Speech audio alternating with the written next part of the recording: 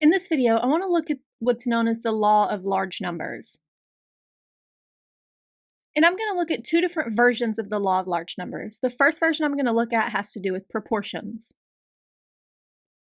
We're going to let this p hat denote the proportion of the sample with some kind of property.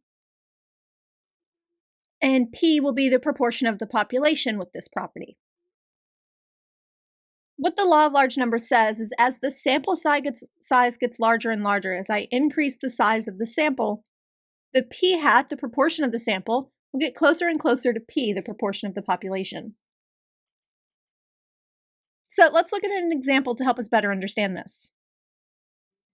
We know if we flip a coin, the probability of heads is 0.5. So now I actually want to perform an experiment. Let's suppose I flip 10 coins, or flip one coin 10 times. And of these 10 flips, we got 3 heads. So in this case, my p hat value is 3 over 10, or 0.3, which is not really that close to 0.5.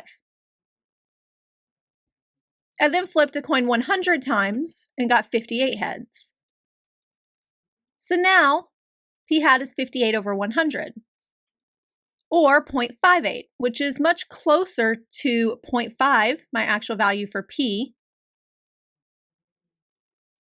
than the 0.3 that I got with 10 coins. Now I'm up to 0.58, which is even closer. Now let's suppose I flipped a coin 1,000 times and I got 525 heads. So now my p hat is 525 over 1,000, or 0.525, which is even closer to my true proportion of 0.5. So what the law of large numbers says is the more and more times I perform this experiment, the more coins I flip, the closer and closer my probabilities are going to be to the true probability of 1/2. The second version of the law of large numbers has to do with means. Let's let x bar denote the mean of a sample, and mu will be the mean of the corresponding population. For means, the law of large numbers says that as the sample size gets larger and larger, x bar, my sample mean, will get closer and closer to the true population mean. So let's look at an example of this. Let's suppose we roll a single die and we get mu equal to 3.5. So we have a mean of 3.5 when we roll a standard 6-sided dice. Let's suppose I rolled a die 10 times and I wrote down the 10 rolls and took their average. And I got 3.8, which is relatively close to 3.5.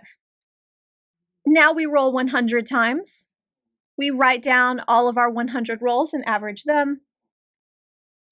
And when I did this, I got 3.72, which is closer to 3.5.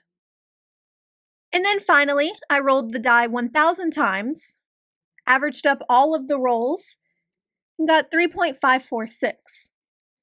So the law of large numbers says the more and more times I do this experiment, the closer and closer my sample mean will be to the true population mean.